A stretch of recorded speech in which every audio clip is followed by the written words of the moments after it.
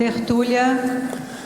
Meu boa tarde aí para todos e todas. Hoje é 13 de janeiro de 2012, sexta-feira. O verbete é de número 2176. Tem 6 páginas, 51 logias e 26 máximos. Eu chamo a atenção que o detalhinho tem 17 máximos. Agora, o tema é gap teático. A especialidade incoerenciologia. Quem redigiu o verbete é o nosso veterano professor Pedro, que está aqui muito bem acompanhado pela sua assessora. E disposto, com chuva ou sem chuva, a responder o que vocês quiserem. Definição. O gap teático é o estado consciencial nosológico caracterizado pela demora, adiamento, protelação, retardo, lapso, defasagem, lentidão na concretização de ideias evolutivas, conceitos cosmoéticos, verpons conscienciológicas já compreendidas, passíveis de serem colocadas em prática e incluídas na rotina pessoal, porém ainda menosprezadas, despriorizadas e relegadas ao plano secundário. Tematologia, ele é um tema central nosográfico, eu quero chamar a atenção. Os condicionamentos intrafísicos gerados pela pressão holopensênica da sua simpatológica, a falta de retilinearidade autopensênica e a autopensenidade corrupta no holopensene pessoal. A lentidão em colocar em prática as teorias já admitidas. O fato contraditório de possuir 99% de teoria e 1% de prática. A autoconflitividade usual. A predominância das automimeses dispensáveis. A supremacia do subcérebro proto-reptiliano. A saturação com a própria incoerência. A real distância entre a consciência vulgar, mini-teática, e o serenão, mega-teática. A pressão energética dos assediadores do passado pessoal.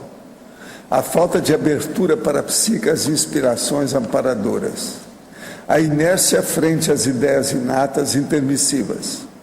A exteriorização intencional de energias revitalizadoras, visando a autodesintoxicação e a blindagem dos ambientes intrafísicos. A verbação enquanto trafor paragenético. As mega revelações amparadoras capazes de reduzir o gap da autoteaticidade. Na argumentologia nós temos aí o tópico sobre etiologia, onde os fatores causais, detonadores e mantenedores do gap teático têm como raiz principal a autocorrupção franca. No entanto, podem ser manifestos a partir de múltiplas influências inter e paraconscienciológicas. Então ele mostra aqui 17 delas. E na taxologia, o tópico aqui tem o nível da teática pessoal, pode ser quantificado e qualificado a partir da experiência lúcida, com 17 áreas de manifestações conscienciais. Vale a pena ver essas duas listagens sérias. Cada uma delas tem 17 categorias de estudo. Agora, na remissiologia, entre os 15 verbetes, nós destacamos autofracasso deslocado, conhecimento teático, consim antivoliciolínica, defasagem evolutiva, teática prioritária e verbaciologia. Frase enfática. O gap teático diagnostica de modo indubitável a profundidade da alta sedialidade consciencial, representando, portanto, o nível de separação evolutiva perante o Homo sapiens sereníssimos. Você encontra-se satisfeito com o nível de coerência teática atual? Quais providências práticas podem ser tomadas hoje para qualificá-la ainda mais. Eu chamo a atenção que a bibliografia tem 6 fontes bibliográficas. Agora, questionamento. Uma consim que dessomou precocemente como resultado de uma existência na riscomania e foi assistida na dessoma, é possível ter a segunda dessoma? Ela pode chegar ao curso intermissivo? Olha aí, tem 1001 fatores que entram nisso, tem que analisar o caso e ver a ficha da pessoa. A ficha às vezes acerta tudo. Eu queria te dizer que no verbete hoje, eu relacionei aqui 18 itens da mega análise. Incoerenciologia, atraso, procrastinação, esquiva, despriorização, autoindulgência, autoapatia, aprioropatia, autocorrupciologia, antiteaticologia, antiproexologia, intrafisicologia, cosmoeticologia, microinteresse, antiperspectivologia, megacoerenciologia, autoevoluciograma e voliciopatia. Vale a pena ver que o verbete é denso quanto aos processos de cognição. Gostaria de saber como posso melhorar a minha energia. Seria através de pensamentos positivos, afirmações positivas, é isso? Não, é também através do estado vibracional. É bom você estudar para ver como é que é. A intenção vale, a vontade vale muito, é básica. Mas uma coisa na prática que funciona é o estado vibracional. Que mais tarde a pessoa desenvolvendo, ela pode fazer um processo de autoencapsulamento e ela então, ela mesma se protege. Como posso defender a minha energia? É isso aqui, de pessoas ou ambientes que negativem. Estado vibracional. Toma conta disso, vê como é que funciona, que você vai evoluindo cada vez mais. Ao passo que você vai fazendo, é bom anotar suas sensações e vivências. Na tertúlia de ontem, o senhor explicou que o meu descontrole emocional estava relacionado com autoassédio. E em seguida falou para ver o meu nome. O que tem que a ver com o meu nome? Olha, o seu nome, o primeiro nome, é a favor, né? Pelo menos está dentro dos processos todos aí de, vamos dizer, processo místico, etc. Agora, o segundo, dentro do processo místico, é totalmente negativo. Então, você observa aí, você falou só do primeiro, você não viu que você tem um segundo. O seu sobrenome, por exemplo, não é nada bom. Isso aí pode predispor um processo no holopensene da pessoa. Isso parece superstição que eu estou falando, parece bobagem. Mas olha, a prática já me mostrou que nome especifica o holopensene da pessoa. Não tem jeito. E o seu não tem jeito. Urubucero, eu nem vou falar nele aqui, porque senão piora, nós vamos estigmatizar você. Agora, você tem que acabar com essa estigmatização. Isso aí pode ser que as suas coisas começam pelo nome. Vê se você entendeu, se não entendeu, você manda para cá. Eu não vou falar seu nome, não. Ela queria que eu falasse o nome dela, aí nós vamos estigmatizá-la, isso piora. O nome dela não tem jeito de defender. Agora, veja, é nome. Tem que desestigmatizar. Agora, para desestigmatizar, a gente tem que falar sobre o estigma. Está aí o nome. O que é? Eu vou deixar passar isso? Não. Minha consciência pede que eu fale. Agora, o problema é não falar para os outros quem é. Qual o nome que é. Fazem 2 dias que não consigo instalar o EV, pois durante a mobilização da energia acaba adormecendo. Alguma técnica para não se entregar ao sono? Não, a primeira coisa que você tem que examinar é o seguinte, veja como é que está a sua carga horária de sono. Você deve estar defasado. Isso aí também é normal, às vezes, com o amparador, quando a pessoa pratica TENEPS. Não é o seu caso, você não está falando disso, está falando só em EV. Então, o problema pode ser cansaço, sirvenagem, esgotamento, estafa.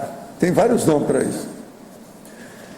Professor, a base da conscienciologia é a reencarnação. Minha pergunta é, quais as provas que esse fato realmente existe? Existe um montão de provas pessoais.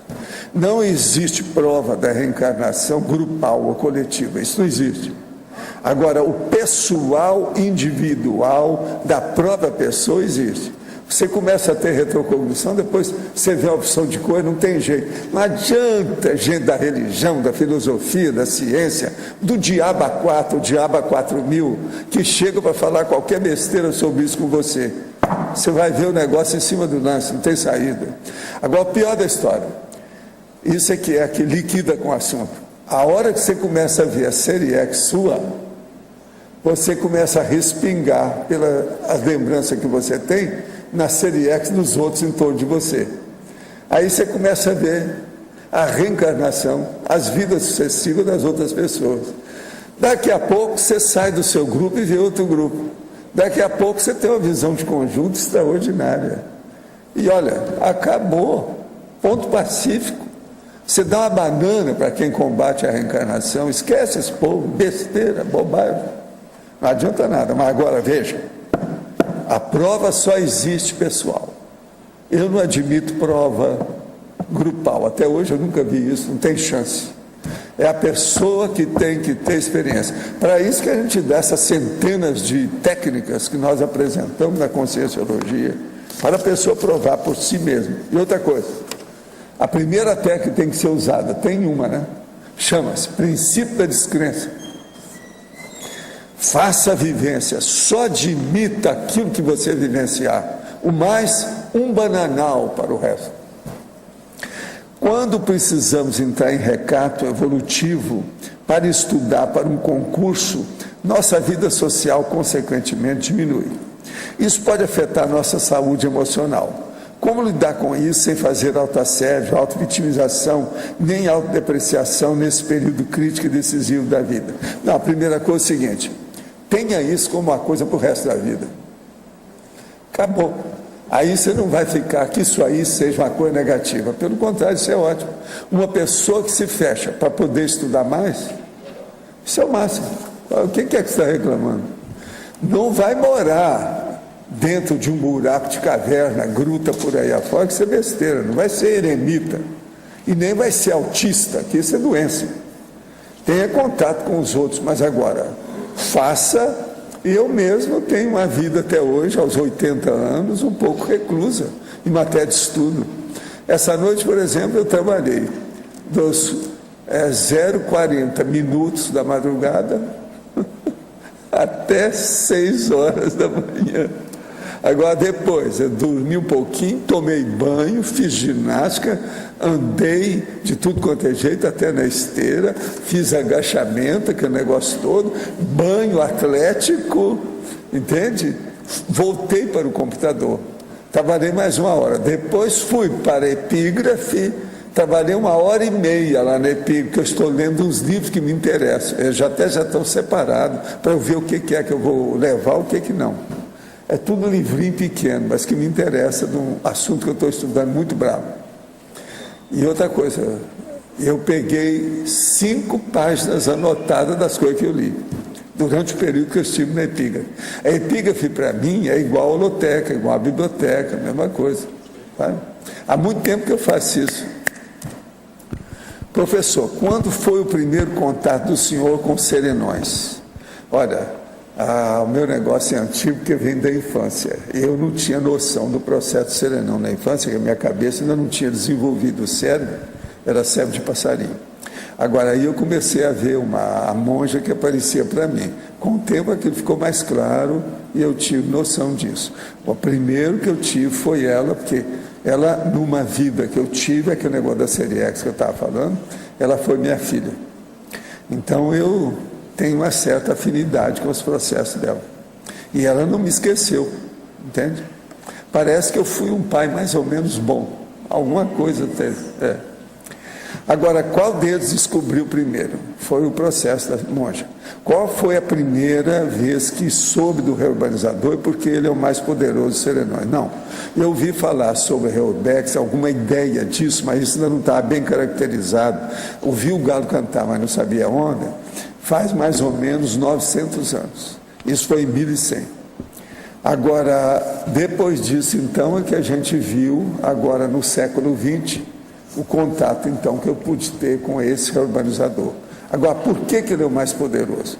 devido ao processo das energias dele, e ele dirigindo esse grande mega empreendimento multiexistencial da reurbanização terrestre. Isso aí é uma coisa nova, que a Terra nunca passou por isso. É uma novidade, é o máximo. Outra aqui: de onde vem o medo da Consim de ganhar dinheiro, lidar com o meio capitalista, com seus conchavos e conluios? Isso pode se dever ao mau uso de posses em ressomas anteriores, de forma que a Consim sabote inconscientemente qualquer possibilidade de passar pelo mesmo teste? Não, tem uma coisa pior nisso. Não é que a pessoa às vezes usou o negócio errado, é que o povo fez mal para a pessoa em matéria de dinheiro. Então isso tudo tem, eu já vi essas coisas todas. Agora o problema é o seguinte: se você já descobriu isso, passa por cima, dá uma volta por cima, esquece isso, vai em frente. E outra coisa, faça seu pé de meia. Para você, Nosopensenologia, página 44, item 13. A predominância dos monideísmos egóicos impedindo a priorização da penserização polifásica analógica, a síndrome da priorismose. Poderia dar algum exemplo ou alguma vivência? Sim, o que a gente quis caracterizar aqui é quando muitas vezes em determinada área de manifestação a gente já tem preconceitos, preconcepções, muitas vezes em função da nossa experiência, e a gente faz todo o detalhamento, toda a análise em função somente daquela experiência que nós tivemos. Então essa monovisão, até certo ponto, muito baseada no egoísmo, ou seja, na experiência pessoal, muitas vezes impede a pessoa de abrir, de ouvir outras experiências, ler outras condições, e aí justamente vai impedir essa condição dela ter uma cosmovisão, ter uma possibilidade de pensenizar de modo diferente, de modo mais flexível, de modo mais largo, e aí podendo incluir outras possibilidades, por exemplo, de decisão. Então aí foi isso que a gente quis chamar a atenção. Vale a pena pensar quando nós estamos muito certos, vamos dizer assim, com uma certeza muito quase que absoluta, vale a pena ponderar se a gente não está caindo justamente na priorismose, ou seja, tem um parte pri, tem uma condição já pré-concebida e você está indo no embalo. Então foi isso que a gente quis chamar a atenção. Aqui, ó, para você. Ouvindo a tertúlia de ontem, pelos mecanismos assistenciais das tertúlias, ficou claro para mim que tenho algum conflito com minha falta de habilidades sociais, apesar de querer ser mais aberta e simpática, e a permissividade reforçada pela minha timidez. Encontrei a palavra permissividade no verbete de hoje, página 45, item 16. Gostaria que o professor Pedro comentasse esse meu conflito. Ok, vou só ler aqui para todo mundo acompanhar. A permissividade, a predominância das dissimulações egocêntricas autopromocionais, impedindo a priorização da megatares autêntica. A síndrome da autossantificação. Então, o processo de dissimulação, você tem que avaliar se você ainda faz questão de estar bem com todo mundo, de fazer média. O americano chama isso de, no caso do homem, de Mr. Nice Guy, né? O cara que quer ser o queridinho da América, quer estar justamente de bem com todo mundo, e para conseguir isso ele faz dissimulações sociais, evitando justamente o processo de uma autenticidade maior, de uma sinceridade maior. Então o que eu acho que você tem que fazer é priorizar tudo que seja autêntico, você procurar dar a sua opinião, mesmo que isso vá de encontro à opinião das outras pessoas. Para isso, você vai precisar fundamentar essa opinião, você vai precisar ter experiência, e com isso você vai ganhando autoconfiança de firmar a sua posição, independente do contexto no qual você esteja inserido. No caso da mulher, acho que é uma mulher que comentou? Uma senhora, 47 anos. Exatamente. Eu acho que o processo social não ajuda muito, no caso da mulher, a se posicionar, a falar o que pensa, e ela muitas vezes, ou em casa, ou no processo de escola, ou na vida de modo geral, ela acaba aprendendo a dissimular para ser aceita. Com isso ela acaba desenvolvendo uma condição de falsa autenticidade, uma condição de pseudo sinceridade. Quando ela percebe, ela vê que ela não é aquilo que ela acabou construindo, aquela máscara, aquela condição que ela está apresentando para as outras pessoas. Então vale a pena avaliar também como foi a sua criação e qual é a causa disso. Por que você acha que você tenha essa condição. É um processo predominantemente seu, que tem, obviamente, mas se há uma parcela e qual é o peso dessa parcela do grupo, da família, do processo social. Em Sinergismologia, página 42, primeira linha. Poderia comentar a respeito da inobservância quanto aos sinergismos, hábitos sadios, rotinas úteis? Sim, eu acho que isso aqui seria uma das bases desse verbete que a gente procurou sintetizar aqui, principalmente no nosso caso da Conscienciologia, que nós temos uma verpom praticamente diária, e se a gente não corre atrás, se a gente não procura se organizar para executar, para justamente praticar essas verpons, colocar em prática, a gente vai ficando com esse gap, com essa defasagem. E a base, então, é justamente você ter uma rotina útil. Acho que você tem que ter uma avaliação, é o que eu procuro fazer, do seu dia a dia, do seu cotidiano, separar, por exemplo, a sua semana e inserir nessa semana quais são as verpons, as ideias, as técnicas que você queira implementar e principalmente manter. Isso vem através de hábitos. Você tem que fazer com que essas ideias se tornem hábitos. Então eu acho que essa inobservância é justamente a causa, uma das causas principais do gap teático. Porque não dá para a pessoa querer ter alguma coisa, querer ser alguém, mas o dia a dia dela não representa esse objetivo, vamos dizer assim, essa meta que ela tenha. Em Efeitologia, página 42, segunda linha. Poderia elucidar os efeitos seriexológicos do gap teático? Sim, o que a gente quis chamar a atenção aqui é que um processo, muitas vezes, do curto prazo, aquilo que você não consegue cumprir no dia, na semana, enfim, no mês, no ano, isso vai se prolongando, se intensificando, aprofundando. Em termos seriexológicos, isso vai ficando, na realidade, ao invés de um gap, que é só um fosso, vai virando um abismo enorme e você vai tendendo a evoluir de modo mais vagaroso. Então, esse gap teático a gente poderia entender também como as omissões deficitárias, aquilo que a gente não está conseguindo colocar em prática por uma série de motivos. Então, isso tende a gerar erros evolutivos, em termos seriexológicos. Eu coloquei aqui também na crescendologia, que tem relação com isso na segunda e terceira linha, justamente com essa intenção. O crescendo gap teático, você depois passa para o gap grupocármico, porque as pessoas do seu grupo começam a evoluir e você fica para trás, dá um gap nisso, e aí finalmente o gap evolutivo. Quando você se percebe, quando nós, por exemplo, nos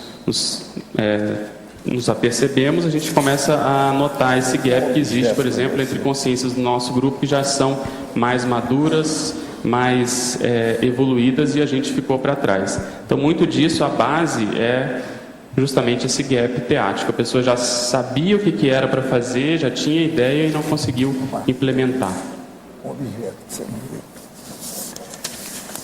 Pedro. Cara, agora aqui um processo aqui de a Daniele Miari mandou aqui uma mensagem. Caro professor Valdo e demais colegas, pelo sentimento de gratidão e retribuição a todo o trabalho desenvolvido por todos no tertuliário, principalmente ao professor, e pelo comentário feito ontem da não participação do grupo da dessomatologia na tertúlia, enquanto coordenadora do CID, que é o Colégio Invisível da Dessomatologia, sinto na obrigação de dar um retorno sincero a todos. A divulgação da tertúlia sobre dessoma foi feita com antecedência a todos os integrantes do CID, pela outra coordenadora do CID, Regina Sterman. Tamanha a importância do tema no desenvolvimento das pesquisas do colégio. Gostaria de informar que 50% dos integrantes do colégio participaram online da tertúlia sobre cultura da dessomatologia. Gostaríamos de deixar aqui os nossos agradecimentos pela contribuição prestada às pesquisas sobre dessoma à verbetógrafa Adriana Lopes e a resposta à pergunta sobre o melhor nome do megafoco da fase atual do CID, prestada pelo professor e pela verbetógrafa. No mais, estamos longe, porém conectados. Um forte abraço a todos, Daniele Miari. Agora, nós falamos aí também, essa turma aqui é do Colégio Invisível, tá certo? Agora, não tem aí uma turma da dessomatologia? É só esse que tem? Quer dizer que não tem mais nenhum outro, não. Falou em morrer com esse povo. Então tá. Agora, falou em morrer com essa turma. Agora, gente, eu quero agradecer também ao Zé Roberto, que mandou para mim um filme. Esse filme, pela data que ele colocou aqui, 22 de outubro, só agora eu recebi, porque a pessoa que ia trazer o filme estava viajou demais. Então o filme bateu na minha mão. Agora, eu quero agradecer muito a ele, o filme, que o filme chama Caminho. E ele é o seguinte, eu estava tentando ver esse filme há muito tempo e, na verdade, confirmou tudo que eu estava esperando. O filme foi feito pelo Opus Dei. É horrorivelmente água com açúcar, pior do que os filmes espírita. Agora, e tudo eles fazendo questão de exaltar os mínimos detalhes do Opus Dei. Aparece o nome numerários, a menina, uma irmã da tal Camino, que virou santa, lá eles mostram a santidade dela, tal, odor de santidade, cheiro a rosa, etc, tal. E tem uma coisa muito séria, ela coloca 3 pedras debaixo do pé, junto do sapato, para fazer mortificação, que é coisa do Opus Dei. Outra coisa, foi filmado no hotel, no hospital maior deles, que é lá na Espanha, tudo. O filme eles gastaram muito dinheiro, porque é muito bem feito, as tomadas. Agora, tudo propaganda do Opus Dei da gente vomitar. O padre que faz a expressão, parece que ele é padre mesmo. O povo que está trabalhando lá deve ser tudo mesmo autêntico, da turma deles. Mas agora, gente, é horrorível. Agora, ganhou prêmio só do povo deles lá, que falaram que ganhava vários prêmios, mas tudo deles mesmo, não teve nada em outro lugar lá que estivesse falando.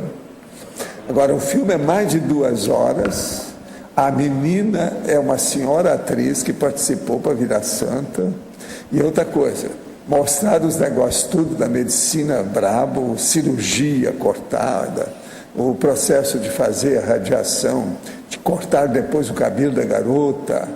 A garota é uma grande atriz, menininha, adolescente.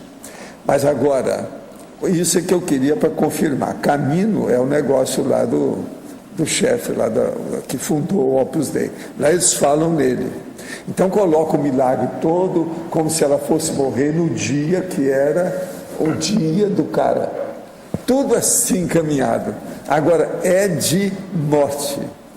Esse povo acho que pensa que a gente nasceu ontem. É de morte esse negócio desse Opus Dei, viu? É muito pior do que eu estava pensando, porque agora eles têm muito dinheiro, pode fazer um filme desse, levar o negócio aí para frente seriamente. Agora, ainda bem que é tudo espanhol com espanhol, ficou tudo por lá mesmo, sabe como é que é? Agora, o hotel, o do hospital, com as coisas todas, é o de Navarra, que tem aquele povo da Navarra que vai, todo esse aí é do Opus Dei.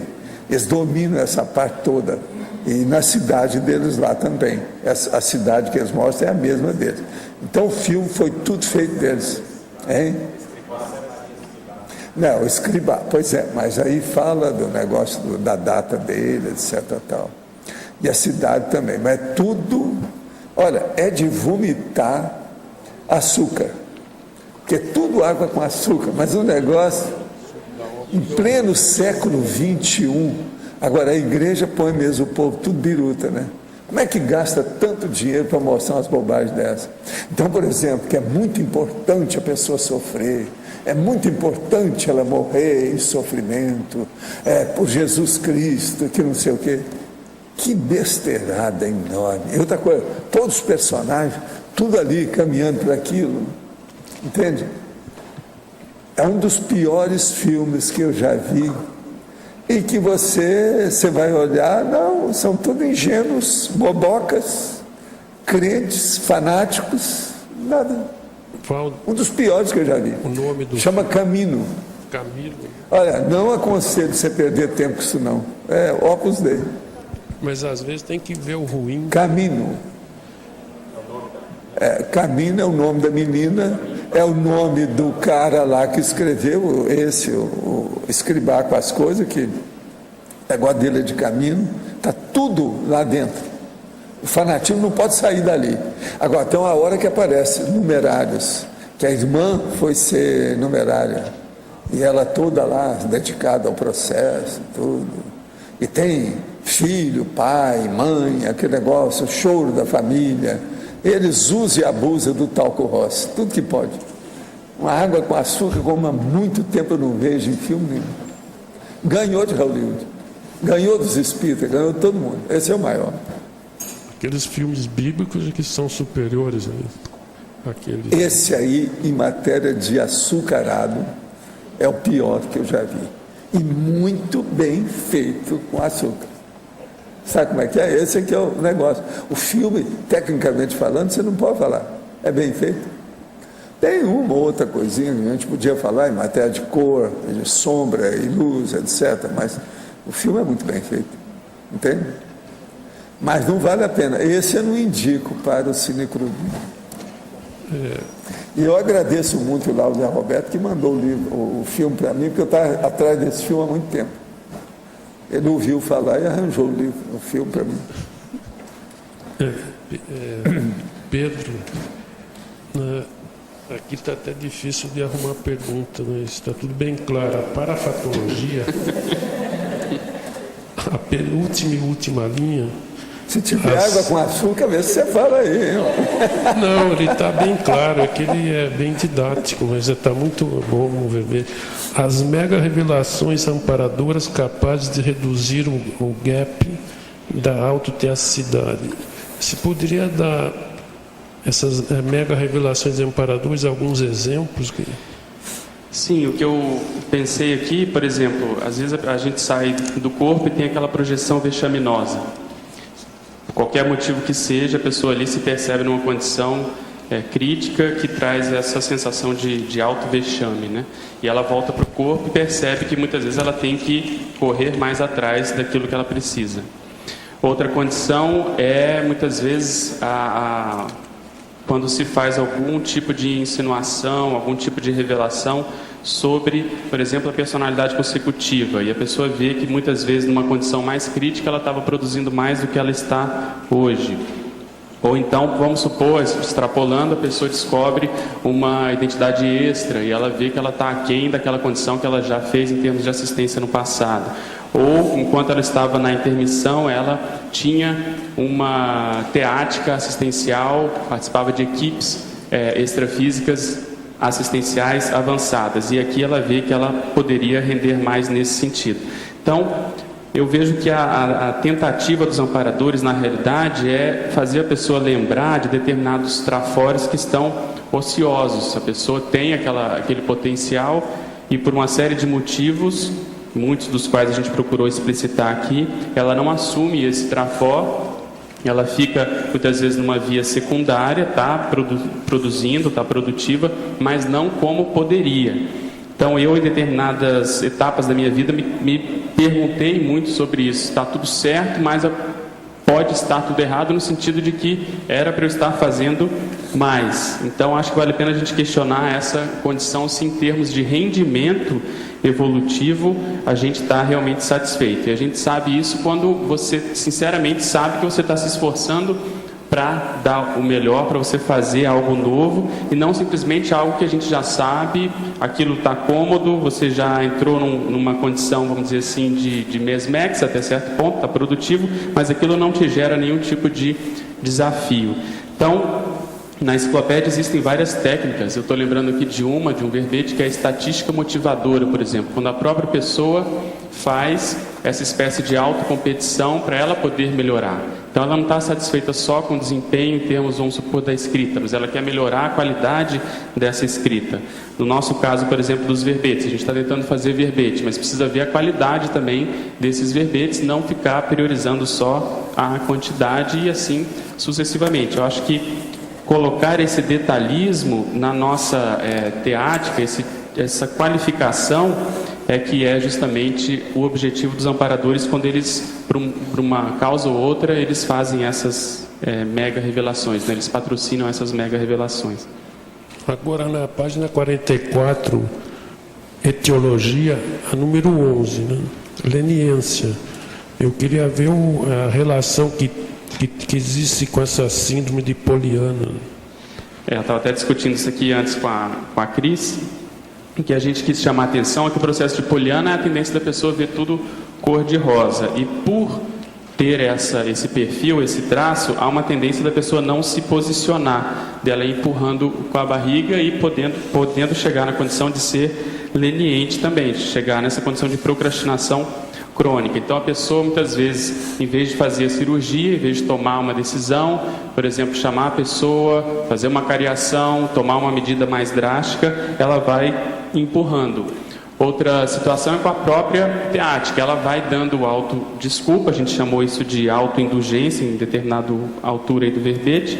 Então ela vai passando a mão na própria cabeça e vai empurrando com a barriga. Quando ela vê, já tem vários anos que ela conhece a Conscienciologia, às vezes uma década ou duas, e ela ainda não disse ao que veio, ela ainda não produziu nada mais sério, ela ainda não assumiu, por exemplo, uma função mais crítica dentro do voluntariado e assim por diante. Então é a pessoa que é poliana com ela mesma. É isso que a gente quis chamar a atenção nesse caso do gap teático. Tá, ok, obrigado. Pedro, aqui na página 42, pois não, na fatologia, na quinta linha, no final, você fala do bifrontismo interassistencial.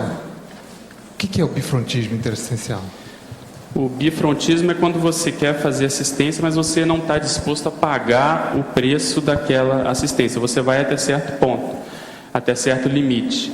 Então, é como se você tivesse, no caso a pessoa, né, tivesse duas caras ali. Ela aparentemente quer fazer assistência, mas não está disposta a pagar o preço por aquela assistência. Então, vou dar um exemplo. Você, por exemplo, vai fazer uma assistência, você precisa falar umas verdades para a pessoa, mas essa pessoa, vamos supor, o assistido, ele ou começa a chorar, ou ele se fragiliza, e a pessoa acaba entrando nessa condição. Estou lembrando aqui do verbete alto fracasso deslocado, que é exatamente isso. A pessoa começa a se fragilizar pela dificuldade do outro, pelo, vamos dizer assim, o infortúnio da outra pessoa. Então, num processo de assistência, eu acho que a gente tem que entrar mais ou menos sabendo o que vai ser feito e pagar o preço por aquela medida. Se chegou nessa condição de ter que fazer alguma cirurgia, se antes de começar a cirurgia se ponderou que isso é o melhor, vamos tentar chegar do outro lado, porque senão, se na hora se fragiliza, se titubeia, a tendência é o próprio processo assistencial ficar, vamos dizer assim, a condição fica numa condição periclitante, e aí os assediadores tendem a tomar conta, porque nesse momento agudo a gente precisa justamente fazer o corte, no exemplo aqui da cirurgia, né? Cortar com bisturi, isso muitas vezes dói, você tem que preparar, saber fazer, e depois você vai costurar e acompanhar essa condição. Então, o bifrontismo é exatamente isso. A pessoa, no caso dela, com ela mesma, ela por exemplo, um outro exemplo poderia ser a pessoa que só fala e só gosta de mexer com as áreas nas quais ela tem experiência e ela é traforista. Mas ela sai correndo dos trafares, por exemplo. Ela não encara fazer a prova de Conscienciologia, fazer o Conscien Cobaia, vir se expor aqui, de maneira às vezes eventual. Então, quando ela comenta, e no discurso dessa pessoa, você vê uma predominância muito grande do processo traforístico, que é positivo. Mas a gente não pode ter só essa vertente. Acho que a gente tem que aprofundar também aquele gap que a gente tem em termos dos trafares, aquilo que a gente não tem experiência, aquilo que a gente ainda deixa a desejar. Então eu vejo que esse equilíbrio dá para a pessoa vamos dizer assim, uma força maior, uma autoconfiança maior para ela poder encarar o processo assistencial. Às vezes o processo vai doer, mas você tem que fazer a intervenção ali, né? Pois não. Na fatologia, página 42, a letissimulação antievolutiva. Sim, essa palavra oitava linha. Oi? É na oitava linha. Sim, eu vi.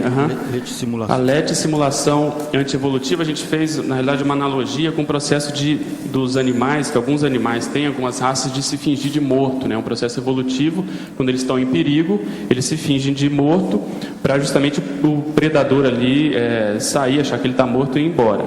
Então, muitas vezes, a gente se finge de morto no processo da PROEX. A pessoa compõe ali a paisagem, justamente para não ser requisitada, para não ser lembrada, para não ter que assumir determinado papel. E o processo do gap é exatamente esse. A pessoa muitas vezes tem todas as condições e ela se omite de modo assim escancarado, ou ela cria condições na vida que vão dificultar o exercício dessa liderança. Então, por exemplo, muitas vezes esse processo do gap vem com situações nas quais a pessoa prioriza que são anti-evolutivas, ou seja, ela cria uma desculpa, ela prioriza, vamos supor, às vezes fazer uma determinada pós-graduação em outro país, às vezes, no caso do inversor, vamos supor que decide ter filho em determinada altura da vida, seja lá o que for, a pessoa cria uma condição na vida dela que vai dificultar ou impedir ela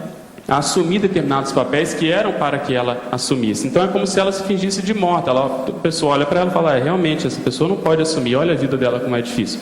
Mas o mais sério é a pessoa avaliar e ver se ela não está se sabotando. Se na intenção dela tiver um pouco dessa condição, é que aí entra o gap teático. Se não, se a pessoa está bem, se é isso mesmo que ela tem que fazer, se ela acha que tem que ter os filhos, se ela acha que tem que estudar e virar PhD, o problema é dela. Mas normalmente existem casos que às vezes a pessoa usa isso como um subterfúgio. Por exemplo, quando eu estava estudando medicina, vários amigos meus falaram, você é louco, medicina é muito difícil, eu vou fazer direito naquela faculdade particular que ali pagou, passou, é mais fácil, eu vou ter um diploma. Então a pessoa, conscientemente, ela procura aquilo que é o mais fácil, a lei do menor esforço. Então, a ideia aqui é a pessoa fazer essa análise e ver até que ponto ela está cedendo a essa pressão de ir pela lei do menor esforço, muitas vezes com um discurso bem bacana, está tudo certo, você olha de fora, não tem problema nenhum. Mas a pessoa vai, no fundo, ela sabe que ali pode ter algum tipo de autocorrupção. Certo. E na página 43, na enumerologia, no fim da primeira linha, o aulicismo, poderia explicar?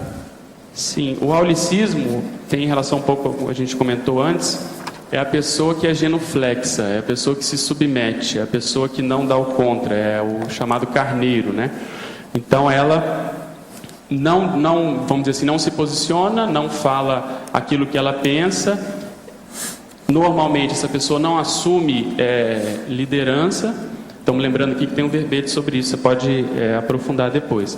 Mas enfim, essa pessoa não assume áreas de liderança porque ela vai ficar mais exposta, ela sempre está, vamos dizer assim, compondo um grupo no qual existe uma pessoa que é o líder e ela fica ali muito como se fosse satélite dessa outra pessoa. Então o aulicismo é justamente essa condição e que pode ser uma das causas do gap. A pessoa precisava da experiência de assumir a liderança numa determinada área e ela não assume, é muito mais fácil você deixar aquela outra que já está, que já tem experiência, que já tem mais know-how em determinada função. E você poderia, não sei se é possível, mas o verbete aí que você citou de exemplo, você lembra o nome, não? É esse, aulicismo. Ah, tá. Tá bem. Obrigado. Pedro, aqui no B. Pois não, pode falar. Binomiologia, o binômio, gap teático, limite cosmoético. Você poderia expandir mais? Deixa eu só achar aqui, que página que é? Binomiologia, página 43. 43. Primeiro binômio. Sim, binômio, gap teático, limite cosmoético. Existe um verbete também chamado limite cosmoético, vale a pena você dar uma olhada, que esses dois conceitos têm muita relação entre si no seguinte sentido. O limite cosmoético é aquele limite, aquela raia, aquela fronteira que você vai colocar, que você vai se dar, na qual, se você passar dessa fronteira ou desse limite, você vai estar sendo anticosmoético, você vai estar se acompliciando. Então, o processo de gap teático, em termos pessoais, em termos, vamos dizer assim, se você tem como referência o curso intermissivo, aquilo que você considera que você veio fazer aqui, esse seria o padrão. E tudo aquilo que fuja muito desse processo, você está sendo anticosmoético, no sentido de você não estar cumprindo aquilo que você veio fazer.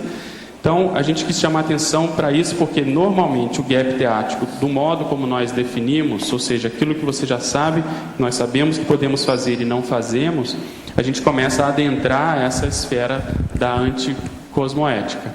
Outra abordagem que eu, pelo menos, faço muito comigo é o seguinte: em determinada época, até pouco tempo atrás, eu tinha uma visão um pouco assim maniqueísta, no sentido de pensar se aquilo que eu estou fazendo é cosmoético ou anticosmoético. Mas eu acho que isso é uma abordagem muito primária e grosseira.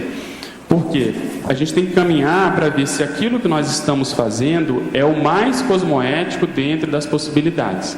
Então vamos supor, essa defesa desse verbete, ela pode ser mais cosmoética da minha parte ou menos cosmoética. Se eu me preparei melhor, se eu conseguir, vamos dizer assim, me acoplar com os amparadores, se eu fui eficaz nas respostas, se a minha intenção está bem qualificada, isso tudo vai gabaritando e qualificando a minha cosmoética. E antigamente eu poderia dizer, não, foi boa, foi ruim, foi mais ou menos, assim, em termos de cosmoética, foi cosmoético ou não foi cosmoético. E hoje eu tenho essa visão um pouco mais de tentar aumentar a qualidade da própria cosmoética praticada. Então esse limite cosmoético eu vejo muito assim, a minha verdade relativa de ponta hoje em termos de cosmoética é essa, mas eu preciso qualificar essa condição.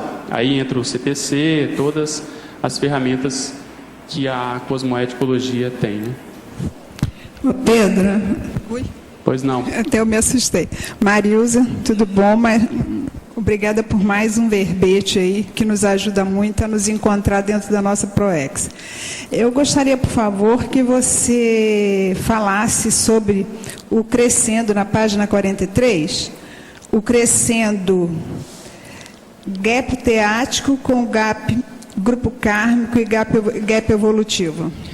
Porque a gente comentou, a ideia aqui é que se a gente não presta atenção para o nosso nível de defasagem teática, entre aquilo que a gente sabe e aquilo que a gente coloca em prática, as pessoas do nosso grupo, por exemplo, elas podem não ter isso, ou ter isso em menor escala, e elas vão começar a caminhar de modo mais rápido, e aí você tem o final, que é o gap evolutivo. Elas vão evoluir e nós vamos ficar para trás.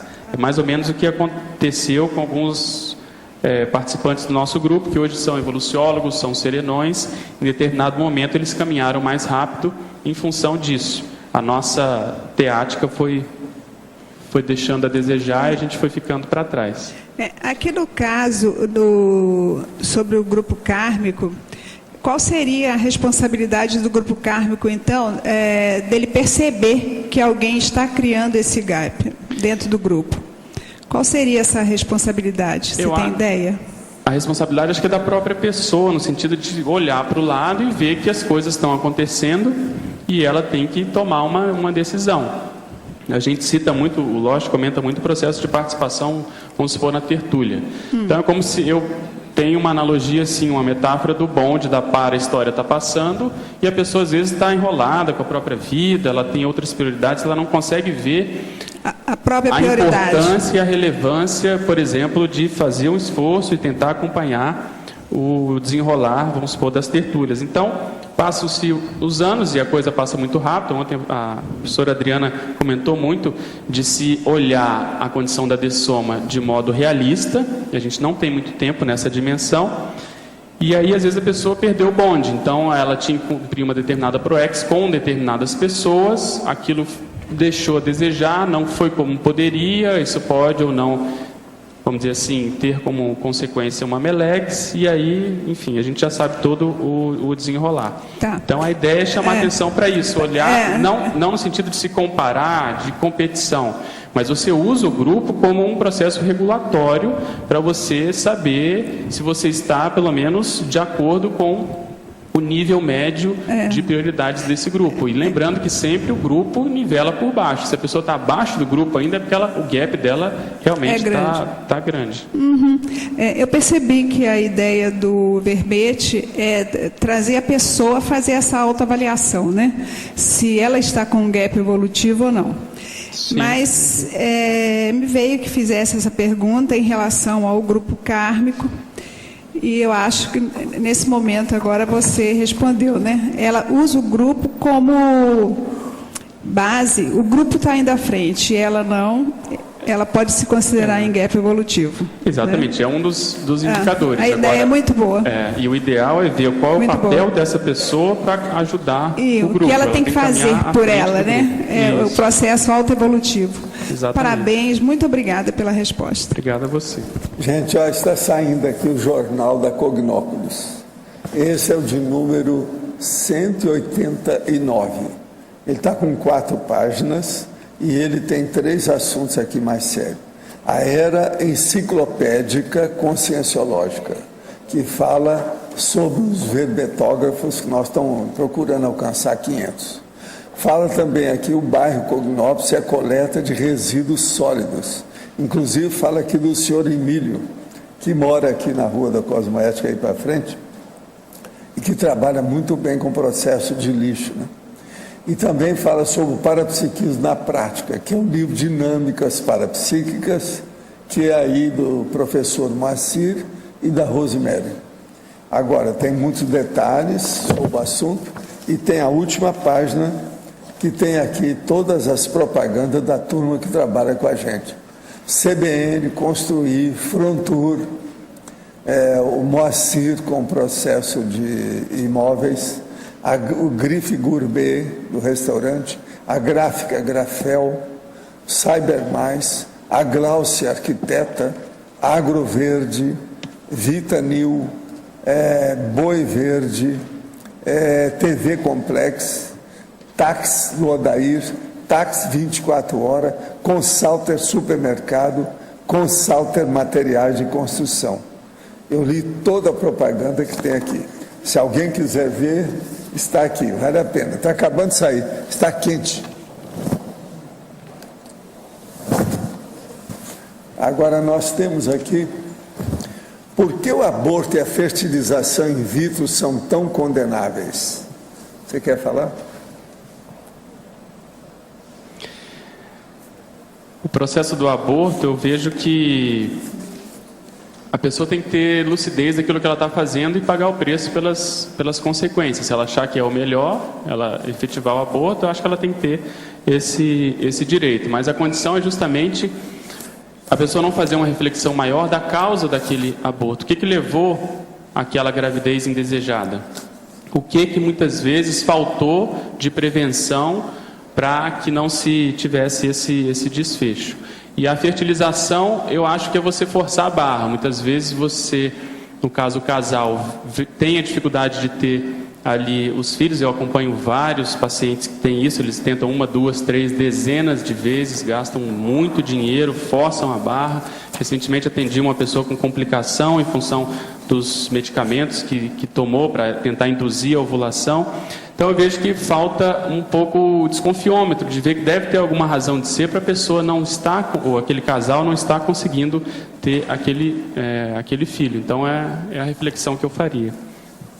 Gostaria que o senhor indicasse a melhor forma para o novato na conscienciologia evitar o gap teático e poder evoluir de forma rápida e consistente. Eu vejo que é você primeiro se decidir se você é intermissivista ou não.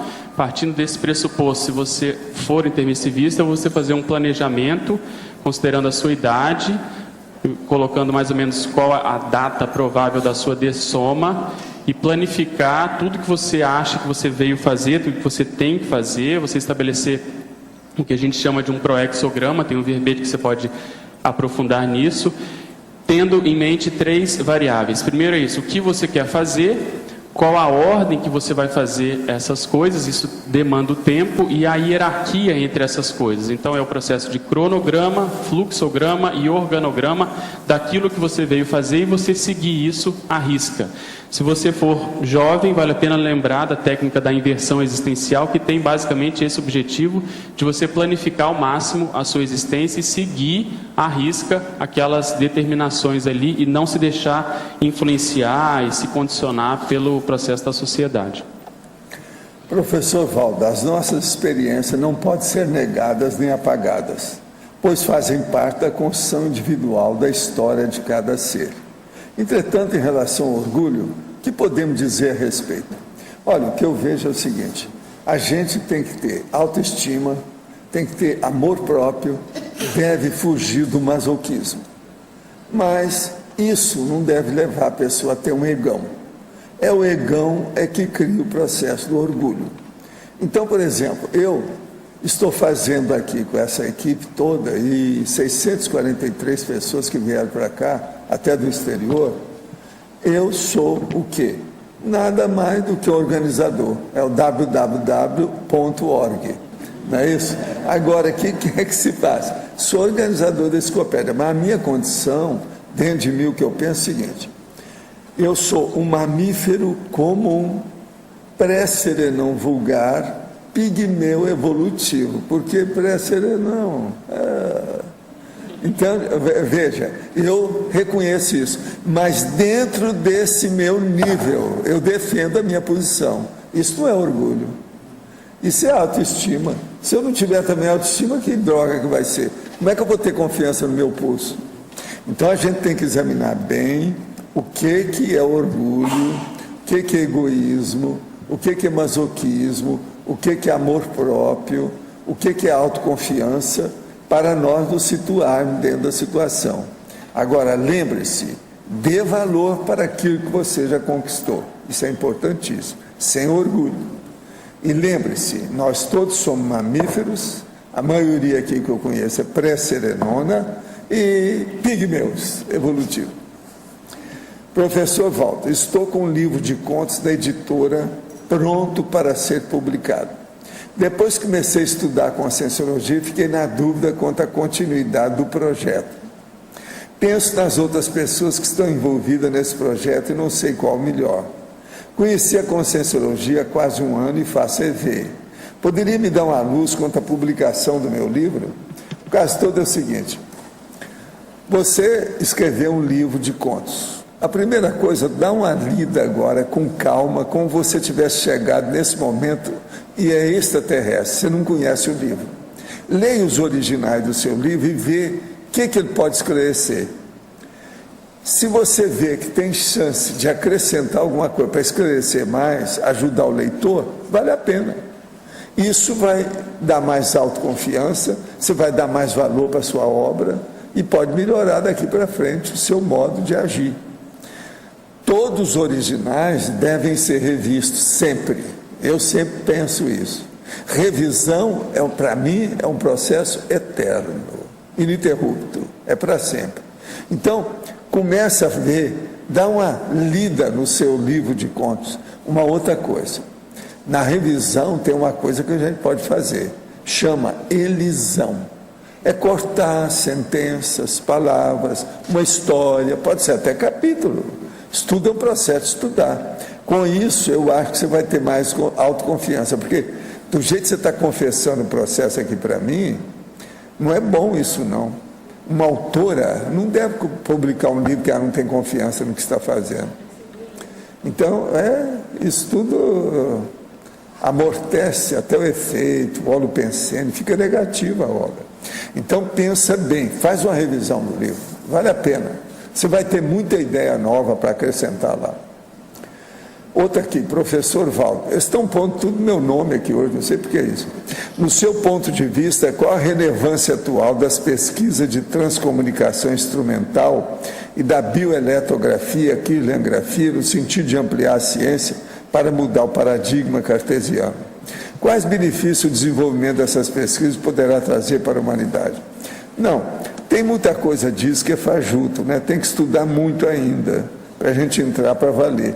Agora, nós já temos aqui uma turma que está constituindo aí uma verdadeira instituição, que eles vão estudar tudo isso. Agora, quirligrafia tem muita bobagem no meio, né? Tem que dar desconto nisso tudo.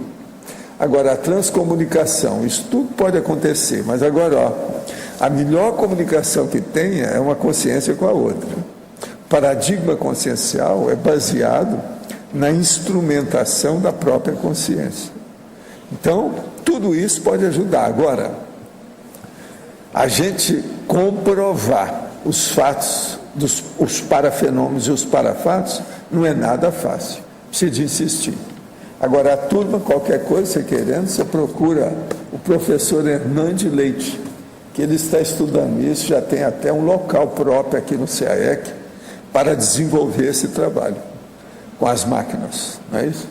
Vamos ver o que vai dar. Pedro, Pois ou não. professor Valdo, você poderia, por gentileza, aprofundar um pouquinho a questão seguinte, em cima do exemplo que agora há pouco o professor Valdo citou, e em cima de orgulho, e a gente pode fazer uma variação.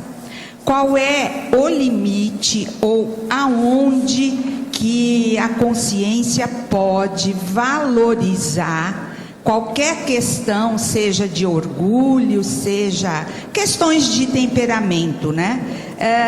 Para entrar num acordo próprio entre a autocrítica e a heterocrítica em cima daquele valor.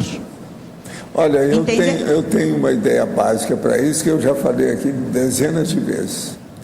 Olha bem se você está ajudando os outros. Aham. Pelo alcance do universo da interassistencialidade, o serviço está feito, fim de papo, isso é Tá. que interessa. O mais é bobagem. Tá bom. O seu ego não interessa, a sua pessoa é secundária. É o que a interessa ação. são as suas ideias Ação. e o exemplo que você dá. Tá bem. Esse exemplo aí amortece, liquida, desativa orgulho, vaidade, todas essas bobagens aí da natureza humana. Agora, uma das coisas mais sérias que eu acho nisso tudo é a pessoa não ter fanatismo. Porque às vezes a pessoa, ela não tem orgulho direto dela, mas ela tem um orgulho Ela terrível atua. do fanatismo daquilo que ela defende. Isso aí não vai. Então, a pessoa que quer persuadir a gente, quer doutrinar a gente, quer fazer lavagem cerebral com a gente, igual esse filme do Opus Dei, a lavagem subcerebral, das piores que eu já vi. E quantos milhões eles não gastaram para fazer um filme daquele? Então, isso é brabo. Agora, Pedro, faz favor, responde você também, dê sua opinião nesse tribunal de Nuremberg. Eu acho que é por aí. Eu acho que talvez uma variável que eu pudesse acrescentar é o que você comentou de autocrítica. A pessoa sabe se no fundo ela está sendo orgulhosa, jactante, se ela está de nariz empinado ou não. Só isso. Acho que vale a pena a pessoa ponderar sempre, ver a autocrítica, ver como é que está essa condição. Tá bem, Pedro. obrigada. Pedro, Pois não. aqui. Pode Aqui na falar. patologia da página 42, na quarta linha de baixo para cima, queria que você falasse dessa letissimulação antievolutiva. A gente comentou no início, esse termo ele é da veterinária, da biologia, que é a capacidade de alguns animais têm de se fingirem de mortos. Tá, já lembrei, é que eu não lembrava onde que estava. E um outro na segunda linha, aí mesmo, a tergiversação evolutiva Então, crônica. tergiversação é você tirar o corpo fora, né? Você criar condições, assim, muitas vezes até justificáveis para você evitar assumir determinada situação.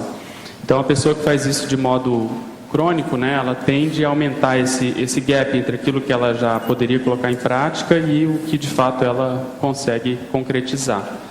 Tá. E lá na página 45, o número 4, é uma sugestão, tá? É porque a gente já tem na Unescom, a gente já trabalha com conscienciografograma. Aí eu não sei se você acha pertinente, ao invés de autogesconograma, em várias atividades a gente trabalha com conscienciografograma, que é justamente a avaliação da pessoa em relação aos projetos de escrita. Eu acho que são sinônimos. Esse aqui é menos, talvez mais simples, né? Mas eu vejo que são sinônimos, não teria grande problema. Eu vou ver com a Rosa, se for o caso a gente troca. Pois não. Aqui no ar, Renato. Na página 41, do ponto de vista aí do confort, na estrangeirismologia, queria que você ampliasse aí a embromation evolutiva. Do ponto de vista do confort, é isso? A embromation, acho que a gente é bem, vamos dizer assim, escolado, né? O povo sabe bem o que é. Então, é É basicamente quando entra a autocorrupção, a pessoa sabe que ela está, de algum modo, embromando, ela está enrolando. Na gíria se fala muito, se manda o Lima, né? Eu mandei o Lima para fazer lá a minha Proex, ou seja, a pessoa não diz ao que veio, então ela faz essa embromação. Na realidade é um auto-engano, né? A pessoa está se sabotando e não está... Dizem que quem é melhor em bromecha são os vaselinas. Os vaselinas, exatamente. É isso mesmo. Uma pessoa, por exemplo, que é profissional da vaselina é o gerente de banco. Não, eu estou mostrando como é que é a vida prática. Não? Exatamente, não quer perder o cliente, dá sempre alguma alternativa. Na tributologia, você colocou predomínio dos sentidos somáticos, né? Sim. Apesar que você explicou, notadamente, o autodiscernimento, quanto à autoincorruptibilidade cosmoética. Isso. Mas não seria o predomínio das faculdades mentais ou mental somatologia? O que você acha? Quando eu fui fazer, poderia ser qualquer das três, né, situações, porque poderia ser as percepções extrasensoriais se a gente colocasse um processo de desassédio, de autodesassédio, etc. Mas eu não quis botar as faculdades mentais, que seria até a mais óbvia, para não ficar um processo teórico. Porque eu vejo que o processo da teática é um processo prático, a pessoa tem que colocar a mão na massa, suar sangue, arregaçar as mangas e fazer. Então, por isso eu preferi juntar o processo da autoincorruptibilidade, mas não a pessoa ficar teorizando, meu nível de teática, como sou, não. O que eu faço de prático numa semana, por exemplo, em termos evolutivos, o que disso resulta para a minha Proex, qual é o saldo em termos proexológicos, do que deixar mais uma vez na teoria, porque nós temos tendência a maioria de nós aqui, o pessoal já trabalhou muito com a intelectualidade, há uma tendência de nós sermos mais teóricos, até alguns têm um processo filosófico por trás. Então eu vejo que, pelo menos no meu caso, eu procuro ter esse pragmatismo maior nas abordagens. Muito bom, porque aí entendi, enfatizando aí a parte prática. Né? Isso, foi essa a ideia. Não tinha pensado nesse aspecto. E aí, dentro dessa mesma ideia, na fatologia, nessa página 41, tem também o fato contraditório de possuir 99% de teoria e 1% de prática. Poderia expandir isso aí? Isso, aqui é o inverso da condição ideal, né? Então é um bom parâmetro para a gente avaliar e ver quantas e quais teorias da conscienciologia a gente já compreende bem e já poderia colocar em prática e justamente não consegue. Eu estava lembrando, quando eu fui evoluciente na OIC, quando eu estava me preparando para ser consciência terapeuta na época, uma das críticas maiores que eles faziam era justamente essa, que eu era muito teórico, havia uma tendência de ficar raciocinando muito, racionalizando muito, e não vivenciar a condição, principalmente do ponto de vista até emocional, e eles atribuíam muito isso talvez a um ranço filosófico meu para trás, que na época, sinceramente, eu custei a admitir, e hoje eu reconheço que eles estavam bem certos. Em determinado momento, no final dessa preparação, que eu vi que eu justamente precisava assumir mais condições na minha programação existencial. Tem uma situação que eu sempre conto, que foi quando eu fiz o meu primeiro acoplamentário, e eu vi que eu já tinha mais de uma década de conscienciologia, e o meu desenvolvimento, o meu desempenho energossomático e parapsíquico deixou muito a desejar. Então ali eu tomei uma série de decisões com esse objetivo, no sentido de tentar fazer frente a essa inércia de ser mais quieto, mais calado, mais observador, mais, vamos dizer assim, ponderado, etc., e tentar agilizar mais do ponto de vista prático. Estudando a conscienciologia, percebo que a fé dogmática e a crença empírica causam alienação na consciência lúcida. Na assistência, qual seria a melhor abordagem, visto que muitas vezes o assistido está confortável nessa situação e vemos que esse crescimento pode desequilibrá-lo? Eu acho que se tiver bem, vamos dizer assim, indicada essa assistência, o objetivo é exatamente esse: você tirar a pessoa da pasmaceira, tirar ela desse pseudo-equilíbrio, né, dessa condição cômoda, e chamar a atenção, fazer com que ela, por ela mesma, perceba se ela não está se enrolando, se enganando, se não estão fazendo a cabeça dela, se não existe canga extrafísica envolvida nesse processo. A profissão pode ser a PROEX de uma pessoa? Pode dar um exemplo? Seria mini PROEX? Professor Pedro, qual o gap teático que mais pode comprometer uma PROEX? Veja, eu acho que a profissão é um dos elementos que compõem a PROEX. A PROEX é muito maior do que isso, mas é um dos elementos chave no sentido da pessoa poder reencontrar pessoas do passado, poder fazer assistência, poder, a partir disso, ter um pé de meia e assim por diante. O processo do gap teático que eu vejo que pode ocorrer é a pessoa, por exemplo, que em função da profissão ela entra naquilo que se conhece como a síndrome do diploma. Por exemplo, ela entra numa área que ela já tem algum know-how do passado e aquilo sobe a cabeça e ela começa a querer reviver aquela condição. Então entra na mesmice, entra naquilo que ela já sabe, ela vai se sair bem. Vamos supor, na medicina. Se eu já fui médico no passado e eu tenho facilidade e eu gosto, é muito fácil eu virar um excelente médico, renomado, ir para o exterior, etc. Eu tenho certeza que eu conseguiria fazer isso. Mas não é mais a prioridade. Eu preciso de desenvolver determinados talentos em áreas com as quais eu não tenho tanta afinidade ou tanta experiência assim.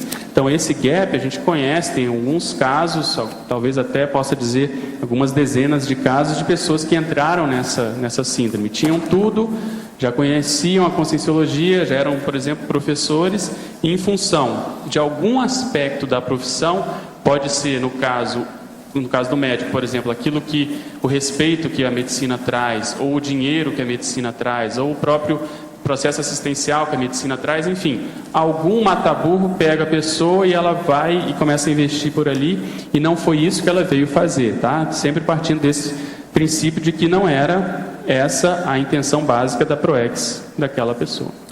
Professor Pedro, para uma pessoa que gosta muito de estudar e entender profundamente diversos assuntos, qual a melhor técnica para trazer o conhecimento adquirido para a prática?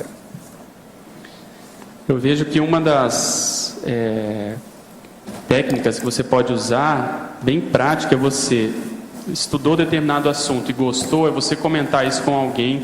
Vim aqui fazer isso, eu chegar nisso, exatamente. Mostrar é você o verbete, comentar com as pessoas, enriquecer a pesquisa. Nós estamos tentando fazer isso aqui todo dia. Exatamente, colocar no papel e vir apresentar aqui.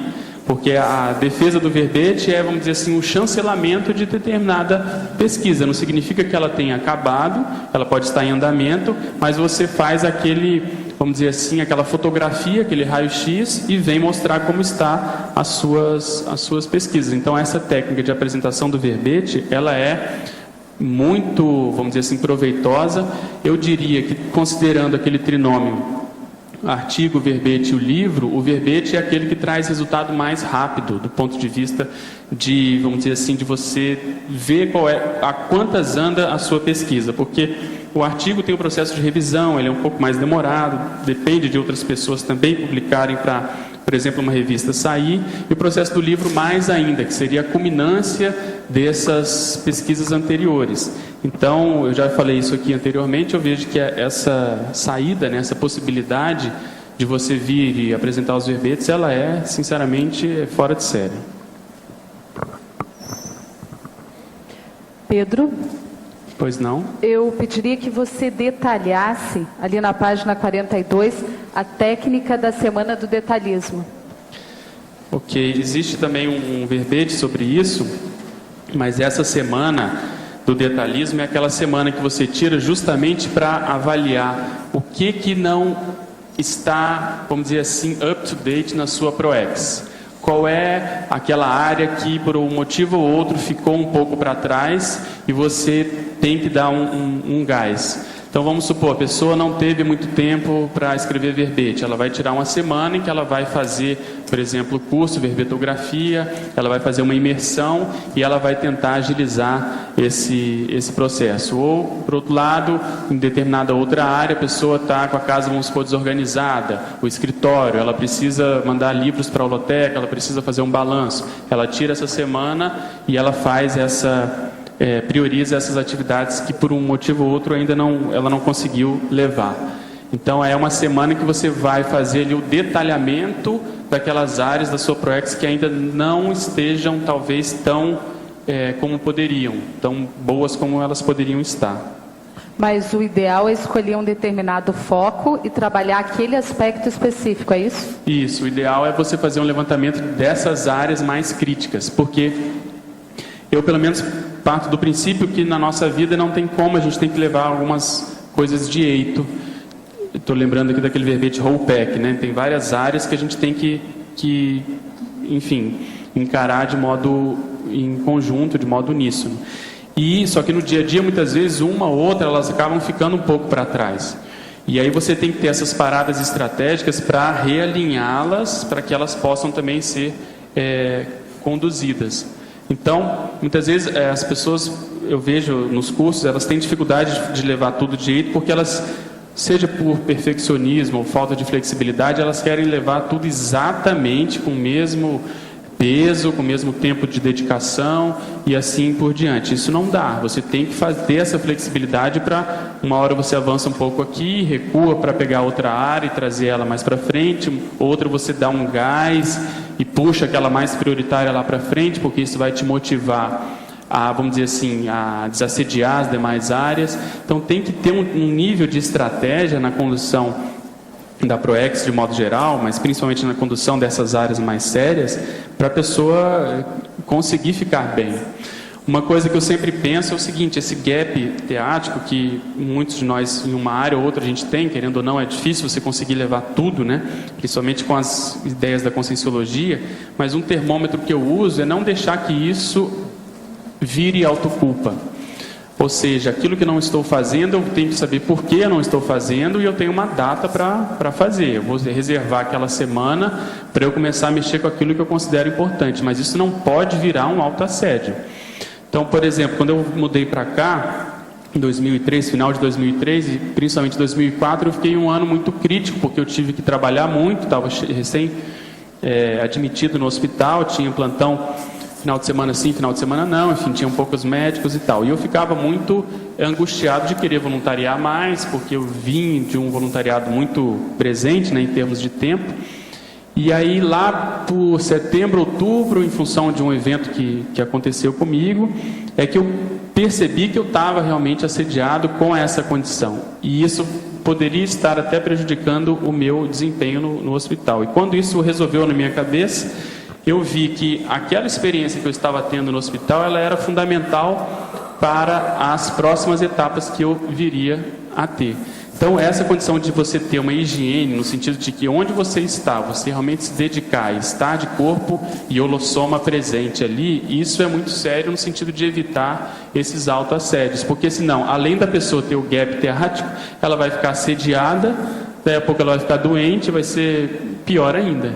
Então, a ideia desse gap teático é no sentido da pessoa tomar alguma providência que ela possa e colocar aquilo que ela precisa em prática, mas não virar autoculpa, autoassédio e assim por diante. E essa semana do detalhismo ajuda muito nisso. Agora, Pedro, essa condição de autoculpa é muito comum. Eu gostaria que você citasse alguma postura profilática no sentido de evitar isso. Exatamente, de se evitar isso. O que eu procuro fazer é parar e pensar se eu estou me enganando em algum aspecto. Por exemplo, eu não estou fazendo determinada condição, eu vejo se tem autocorrupção nisso ou não. Se não tem, isso já me tranquiliza. Se eu sinceramente chego à conclusão que não tem, que realmente é porque não dá, por exemplo, naquela fase eu não consegui fazer exercício físico. Isso também eu me cobrava muito, mas é porque era praticamente impossível. E eu sabia que isso era um prazo, que até eu conseguir me firmar, chegar em outros médicos, etc., isso ia mudar. Então não tinha razão de ser esse nível de cobrança assediadora. Então o que eu vejo é isso, a pessoa avaliar se tem algum nível de boi na linha pessoal, no sentido dela estar sendo autocorrupta, ou até extrafísico, se tem algum assediador, que às vezes isso caminha junto. Se não tem, paciência, assim que der, na primeira chance, eu vou começar a colocar em prática aquilo que eu não estou conseguindo. Entende? Outra coisa, a pessoa tem que aprender, eu acho que também isso demorei a chegar nessa conclusão, de que não dá para fazer 100% de tudo, ela tem que ter prioridades. O professor Valdo sempre cita aqui aquela pessoa que tem 17 áreas, 11 áreas de atividade, não dá para ela conseguir ter qualidade nessas diferentes áreas de manifestação. E por um processo infantil, emocional, muitas vezes, a gente quer ter várias áreas e várias frentes abertas, e isso realmente não dá. Então, quanto mais a gente limita, mais a qualidade aparece.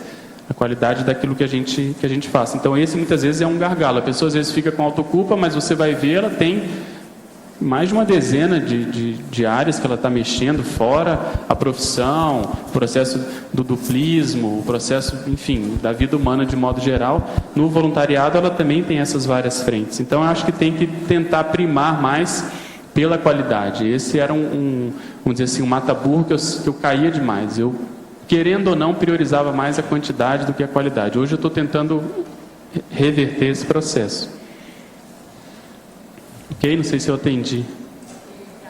Pedro, aqui no B, você poderia aprofundar a expressão que você usou, cobrança assediadora? Quando é que o rigor passa a ser um rigor que começa a perturbar? Como é que a gente pode identificar isso na nossa vida? Quando isso afeta o seu ânimo, é um paradoxo, porque você precisa fazer aquilo que você está se cobrando, mas em função dessa cobrança você paralisa, você entra num processo de ansiedade.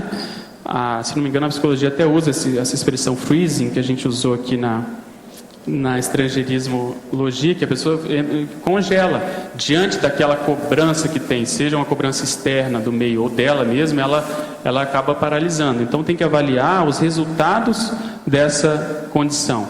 A gente pode ponderar e chegar num diagnóstico sem precisar ter uma conotação emocional nisso, uma conotação de cobrança. Viu como você está errado? Viu como você não faz nada? Viu como você está deixando a desejar, etc.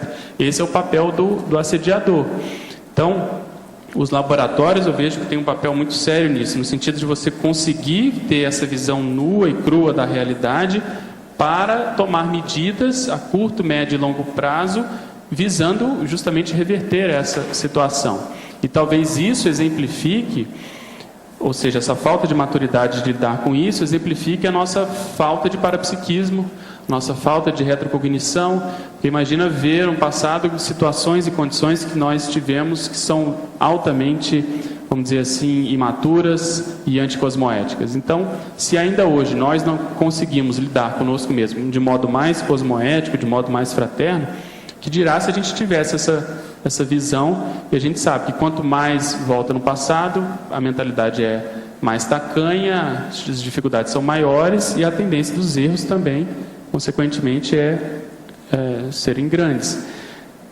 Então eu vejo que essa é uma das causas maiores que a gente não tem esse parapsiquismo. Então acho que começa no beabá, no dia a dia, como que nós lidamos com os nossos acertos e com os nossos erros, né?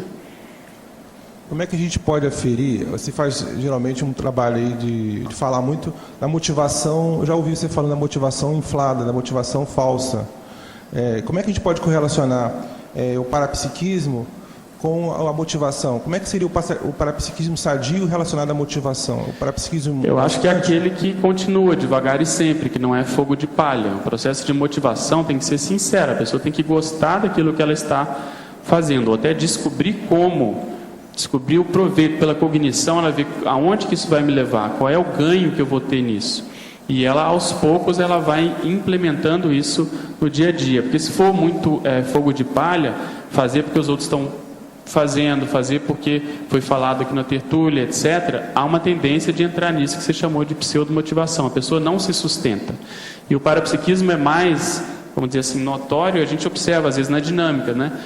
As dinâmicas começam cheias e terminam no final do ano com poucas pessoas ou com um percentual menor do que no início, porque exige mais em termos de desassédio. O processo da escrita também eu vejo que é assim, exige mais, o desassédio é como se ele fosse mais profundo. Então, a pessoa tem que avaliar isso, aonde que eu ainda sou ou tenho fogo de palha, e por que disso. Ok? Obrigado. Alô, Pedro?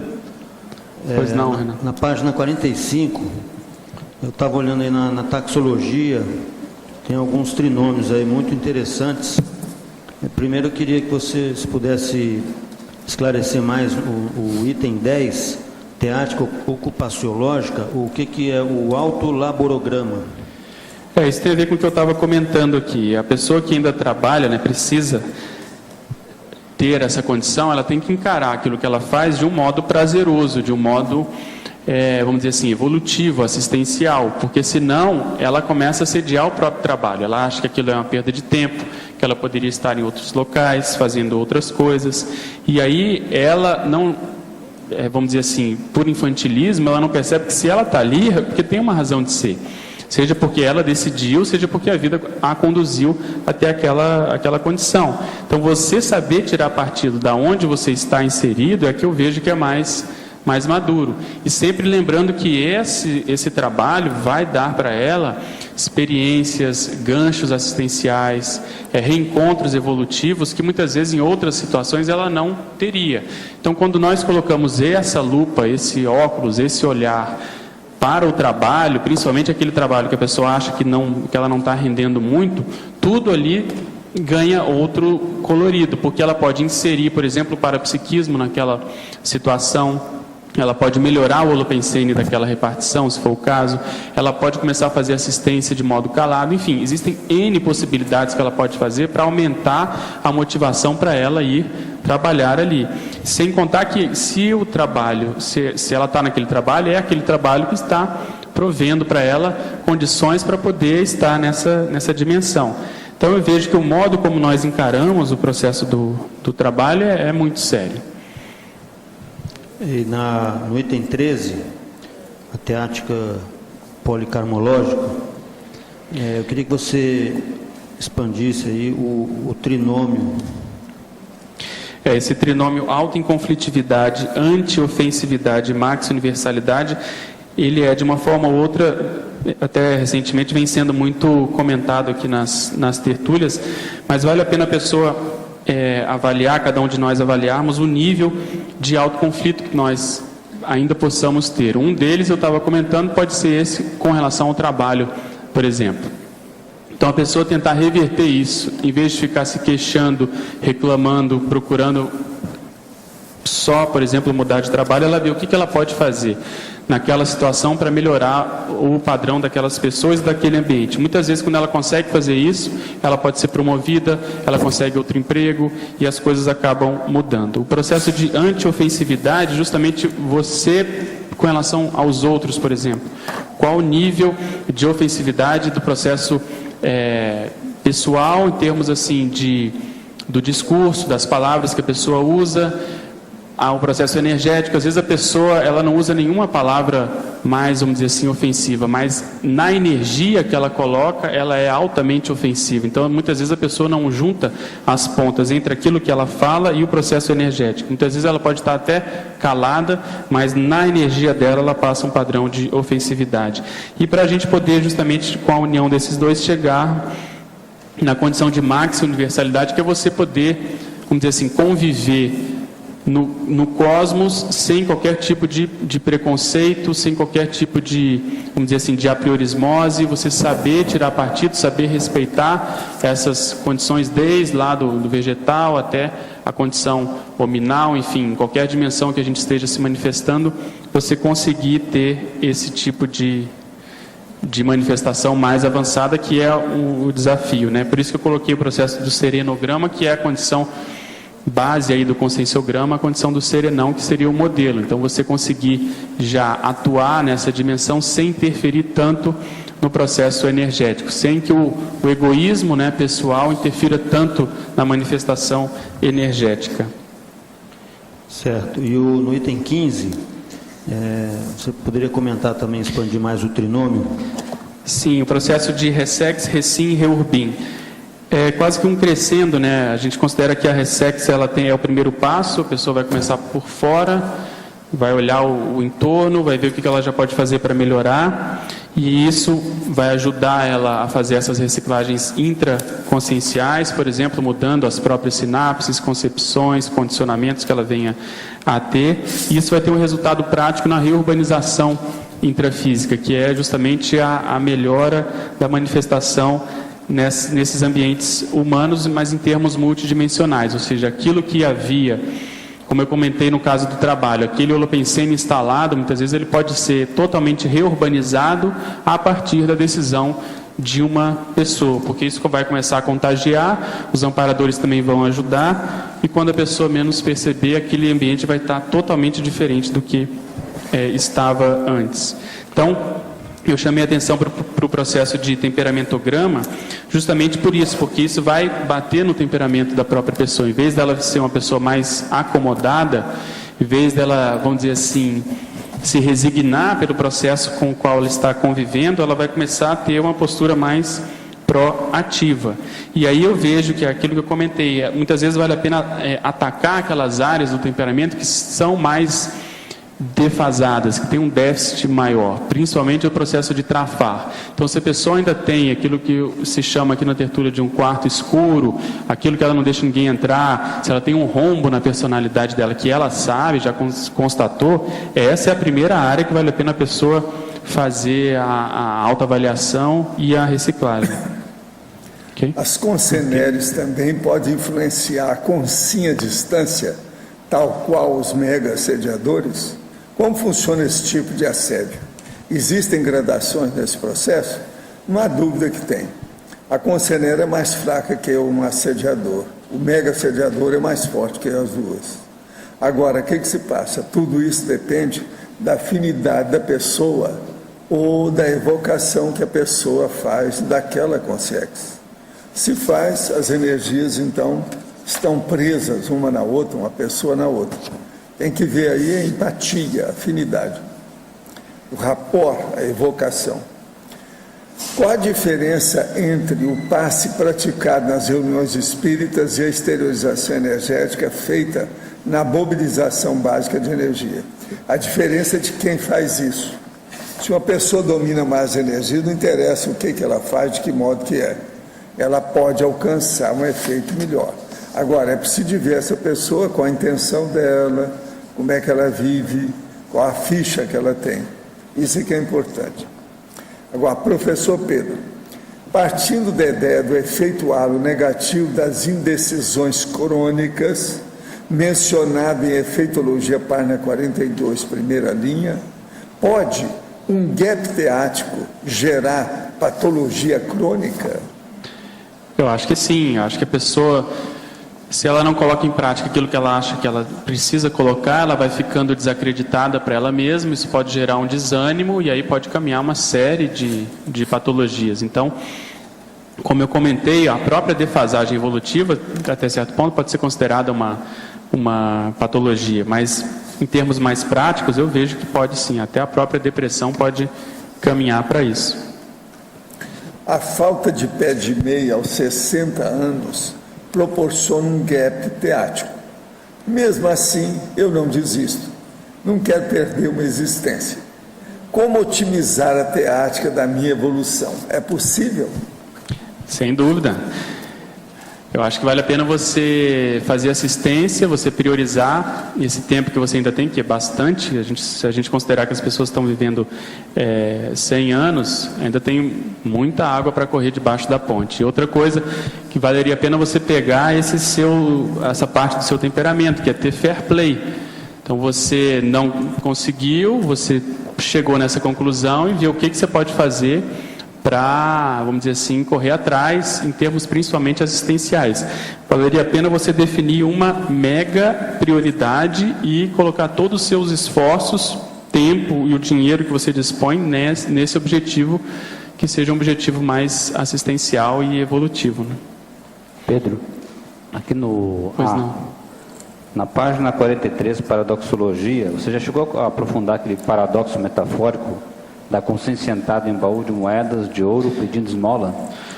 Não, esse paradoxo a gente tirou dos 700 experimentos, né? O professor Valdo usa essa metáfora, que é muito pertinente ao nosso contexto, né? Porque nós, muitas vezes, talvez ainda não valorizemos como a gente deveria o processo de ter feito o curso intermissivo e ainda, às vezes, reclamamos ou ainda não rendemos como poderíamos. Então, essa condição eu vejo que é exatamente essa. Em função das informações mais prioritárias que a gente dispõe em termos evolutivos, se a gente for ver, pelo menos no meu caso pessoal, eu cheguei a essa conclusão, quanto que eu de fato estou aplicando e rendendo, ainda há um gap muito grande. Outra coisa que foi, vamos dizer assim, a razão de ser desse verbete, na realidade não é nem aquilo que eu ainda não estou fazendo, mas principalmente o tempo que demora para ser colocado em prática. Tanto que um dos primeiros títulos desse verbete era esse que está na sinonimologia, que é o delay, né?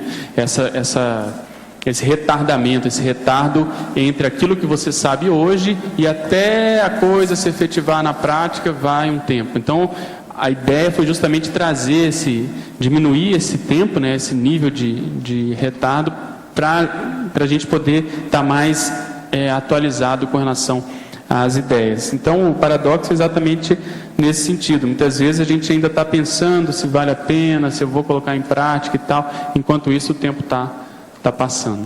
Parece que até a própria conscienciologia como um todo, ela vem a corroborar por isso, né? Existe uma ferramenta, existem diversas ferramentas, na real, que a gente acaba não usando nesse contexto todo, né? Exatamente. O melhor é que ela fala assim, se vira, tá aí, dá um jeito, prioriza, se organiza mais. O que eu vejo que, complementando o que eu estava comentando antes, um dos meus maiores trafares era justamente a autodesorganização, né? Então, quando eu fui melhorando isso, eu vejo que ainda isso me pega nos pequenos detalhes, você consegue render mais. Então, não dá tanto para reclamar do ponto de vista externo, seja lá o que for, o trabalho, a família, o processo financeiro. Não, roda, a gente vê que o processo é mais mesmo da própria pessoa, mais consciencial. Então, se a pessoa conseguir colocar um nível de organização maior na vida, ela começa a render mais. Tanto que eu selecionei aqui, nesse processo da página 44, o número 3, é um dos que eu vejo que ainda, vamos dizer assim, incidem mais na CCCI, a gente já comentou sobre isso, que é o processo da dispersão consciencial. E no meu caso também, até pouco tempo, estou tentando trabalhar o processo do cerebelo, o número 9. Então, a síndrome da pressa que a gente já apresentou aqui também. Então, você ter mais calma para justamente poder se ater aos detalhes e qualificá-los cada vez mais. Okay. Pedro. Pois não.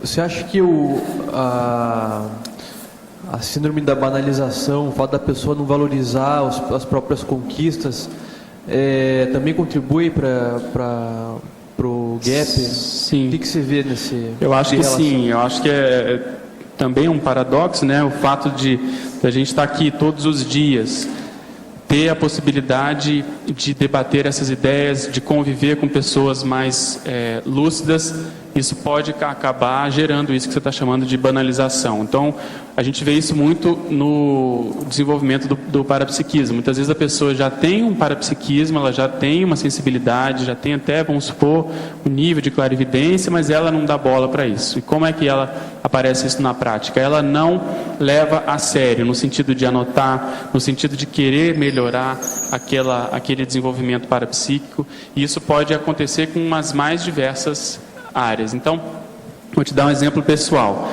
Eu escrevi já alguns verbetes da enciclopédia e fui escrevendo um depois do outro, mas no final do ano passado eu pensei, não, eu tenho que parar agora e avaliar justamente quantos eu fiz, qual a qualidade, quais foram lá os máximos, para eu poder ter uma noção, pelo menos uma visão de conjunto, de quantas anda, né? de qual é o nível que eu consegui fazer nesse ano de 2011, e obviamente eu tenho que tentar superar essa condição no ano que vem. Mas se você me perguntar, sinceramente, essa não tinha esse hábito de fazer isso que o professor Valdo faz muito, que são essas estatísticas de escrever tudo que ele faz, quantas horas ele demorou, quanto tempo, e tentar superar essa condição, fazer em menos tempo, com mais qualidade. Então hoje o meu gargalo maior é esse, é tentar primeiro fazer isso que você falou, não banalizar, ou seja, vai escrevendo, não. Escrever com calma, com qualidade, e ver a prioridade daquele assunto, mas principalmente ir tentando fazer o processo de superação. Por exemplo, escrever em menos tempo, escrever com uma qualidade maior, ou tentar atingir realmente o objetivo que foi pensado no início. Então eu acho que isso ainda, de algum modo ou outro, pode ser que ainda exista, ou acho que sim, na nossa comunidade, essa banalização, né? Legal, isso me chamou a atenção que você falou, o fato da gente estar convivendo com pessoas que estão debatendo, pesquisando, isso daí contribui, né, para a pessoa achar que não é nada demais o que ela conquistou, o que ela conseguiu, mas... mas ela tem que valorizar isso para ela poder alçar voos maiores, né? Então tem uma lógica. Então, por exemplo, para chegar no livro, eu estou usando essa técnica de ir pelos verbetes para poder chegar no livro, porque eu gosto do estilo dos verbetes. Então, é uma possibilidade, é uma estratégia. Isso motiva você a continuar. E outra coisa, é uma boa possibilidade para você desovar também as pesquisas, né? Tem muita coisa engavetada, muita coisa que é justamente o responsável por esse gap, que você já escreveu, ou pelo menos já delineou algumas ideias, mas nunca chegou a publicar, nunca chegou aos finalmente. Então, na praia. Exatamente. Então, essa condição de acabativa, da qualidade da acabativa, é que eu tenho pensado e refletido muito sobre isso. Qual a qualidade daquilo que eu fiz, daquilo que eu acabei? Posso melhorar? Então, antigamente, eu, por exemplo, eu escrevi um artigo e já mandava. Hoje não. Eu já releio várias vezes, já peço para outras pessoas, já não tem mais aquela ansiedade de querer simplesmente passar para o próximo, sabe? Eu me detenho mais àquela ideia para tentar tirar mais partido. Legal, obrigado.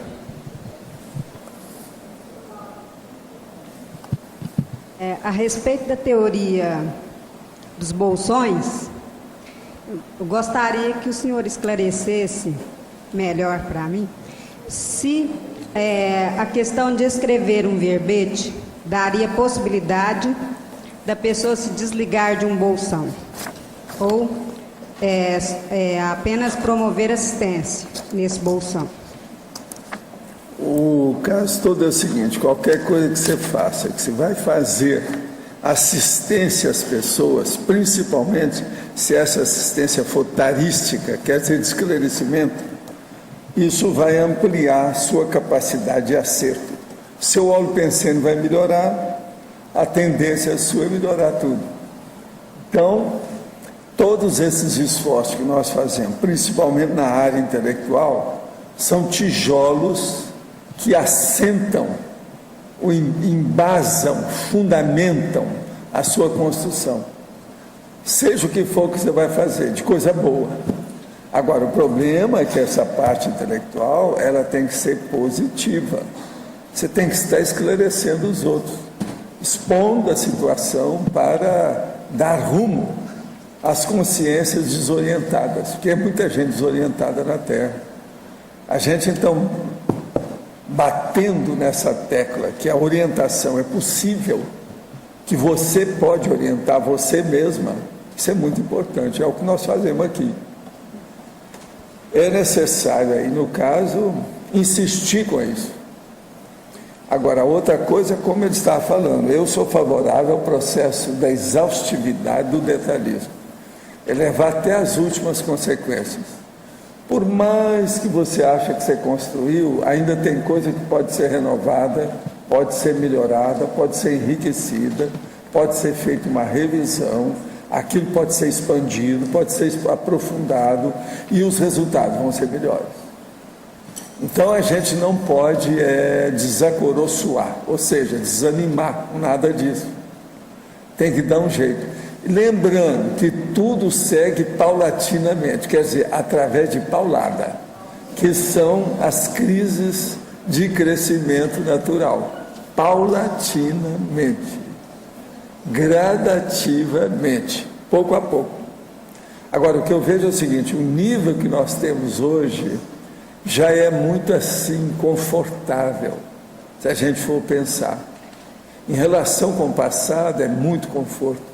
Uma pessoa chegou para mim e falou assim: Paulo, você fala tanto em retrocognição, para que serve a retrocognição? O que eu vou ganhar com isso? Eu falei assim: olha aqui, eu vou te falar só uma coisa que você vai ganhar. Você nunca mais vai fazer essa pergunta o dia que você tiver uma retrocognição. Então, porque essa é uma pergunta boba. Você conhecer você no seu passado, como é que você era, isso é o máximo. Tem que saber como é que era. Primeira coisa, vai mostrar que você cresceu, você não é igual do jeito que é.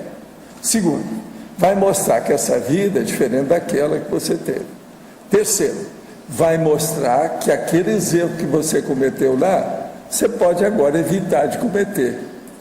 Se você caiu no buraco uma vez, não precisa de cair a segunda, você já sabe como é que é. Então, o processo nosso é tirar partido dos nossos desvios, dos nossos enganos, dos nossos equívocos, das nossas omissões. Por quê? Elas são muito. Nós temos muito disso. Então, o negócio é estudar e falar assim, não, isso aqui eu vou evitar. E faz uma listagem daquilo. Isso é o ideal. Então, por exemplo, agora, nós estamos aí começando esse ano. Hoje é dia 13 de janeiro. Então, vamos pensar bem.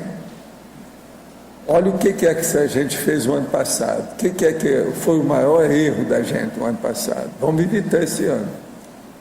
Daqui 3 dias, o Instituto faz aniversário, não é isso? De modo que tem muita coisa pela frente para nós trabalharmos nesse sentido. Agora, o que eu vejo é o seguinte, não esqueça, nós nunca tivemos oportunidade, tanta fartura de cognição, de conhecimento bom, como atualmente. Não é por causa da Conscienciologia, a própria Terra está permitindo isso, com todas as loucuras que tem aqui. Esse planeta nunca foi uma escola tão, vamos dizer, com tantas potencialidades de ensino como atualmente. De modo que vamos arregaçar as mangas e enfrentar essa situação.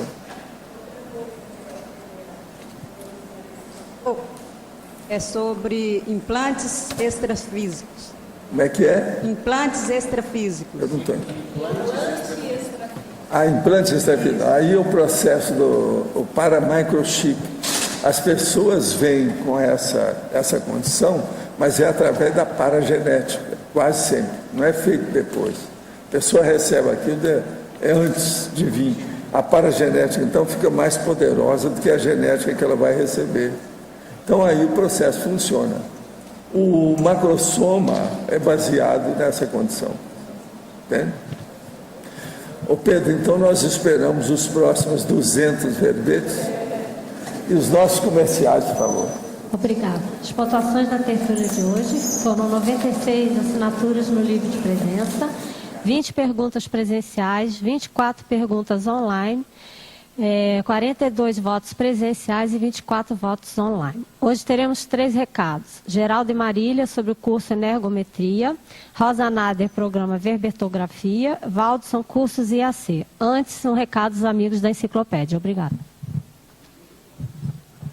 Boa tarde a todos. Lembrando que domingo, para quem estiver presente no tertuliário até o fim, nós vamos sortear uma vaga no curso Profilaxia das Posturas Monárquicas. Esse curso vai ser realizado nos dias 20, 21 e 22 de janeiro. Então, quem estiver aqui concorre a uma vaga. Estamos convidando os teletertulianos e aos tertulianos para associar-se aí toda a equipe que produz a Enciclopédia da Conscienciologia. Ao mais de 120 verbetógrafos, as mais de 57 equipes técnicas que hoje participam da produção da Enciclopédia da Conscienciologia. Você pode tornar-se um associado do programa Amigos da Enciclopédia, que dá sustentação financeira para a produção da Enciclopédia da Conscienciologia, para a manutenção dos ambientes, do holociclo, da holoteca, do tertuliário, a transmissão das tertúlias. Toda essa estrutura que existe aqui é mantida pelos associados do programa Amigos da Enciclopédia. E é muito fácil você fazer a sua adesão, a sua inscrição. E nós vamos, nesse final de mês, sortear aí também belos prêmios. Um livro sobre a vida de Moisés Bertone, foi lançado recentemente. Uma vaga no curso Energometria, patrocinado pela CIP nos dias 26 e 27 de maio. E vamos sortear também um pacote aqui de vagas no curso patrocinado pela IAC, que é a dupla evolutiva na prática, que vai ocorrer em 11 de fevereiro, e para a tecnologia e para a ecologia, que vai ocorrer no dia 12 de fevereiro. Então, quem ganhar, ganha a vaga nesses 2 cursos aqui. Então, prêmios aí, mimos energéticos aí, do programa Amigos da Enciclopédia para associado do programa Amigos. Muito obrigado. Boa tarde a todos. Nós estamos aqui para convidá-los para participar do curso Energometria. Você já identificou o seu perfil parapsíquico? Esse é um curso sem pré-requisito com o professor Mário Oliveira. Principais tópicos: força presencial, parapsiquismo no cotidiano, atos anti-parapsiquismo, sensibilidade parapsíquica. Lembrando que o curso vai ocorrer agora no dia 28 e 29 de janeiro de 2012, das 8h30 às 19h30, e no local é no auditório do discernimento. Maiores informações é pelo telefone 45 35 25 26 52. Aguardamos todos vocês. Um abraço. Tchau. Boa tarde a todos. Nós estamos convidando a todos os interessados a fazerem o seu verbete pessoal para encaminhar para a Enciclopédia da Conscienciologia para o próximo programa Verbetografia Intensivo, que vai ser realizado do dia 23 a 26 de fevereiro. Logo após o Carnaval, logo após o programa, o balanço existencial. Esse modelo de verbetografia é o modelo semipresencial intensivo. O que significa isso? Ele tem uma parte que é necessário assistir aulas em vídeo que já estão publicadas no site da Tertúlia, na página do verbetógrafo. São 3 vídeos. E a parte presencial, que será em fevereiro, portanto, nesses dias após o Carnaval, a pessoa já terá que chegar, o ideal é que a pessoa já chegue com o tema aprovado e essas aulas do vídeo assistidas. A primeira aula, vídeo, ela dá umas dicas de como a pessoa encontrar o próprio título de verbete, se a pessoa já não tem as suas ideias. O que a gente pede, então, para a aprovação desses títulos? Que mande uma lista com, no mínimo, 3 títulos, sugestões de 3 títulos, acompanhados de suas definições, para o endereço verbetes@caec.org, aos cuidados da professora Dulcidal. Ela, então, vai levar esses verbetes, avaliar a originalidade dos verbetes e levar para aprovação junto ao professor Valdo Vieira.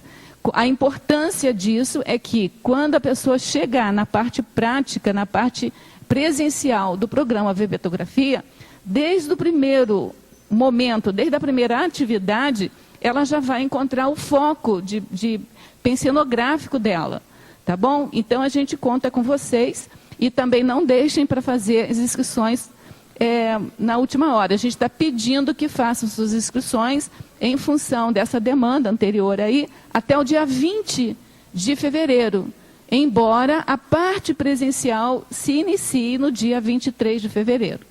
Qualquer dúvida, é só telefonar para a recepção do CAEC. Obrigada. Olá, boa tarde a todos. Eu estou aqui para convidá-los para os cursos com os professores Epicons Wagner Alegrete e Nancy Trivelato, que vão ocorrer agora em fevereiro, aqui em Foz do Iguaçu.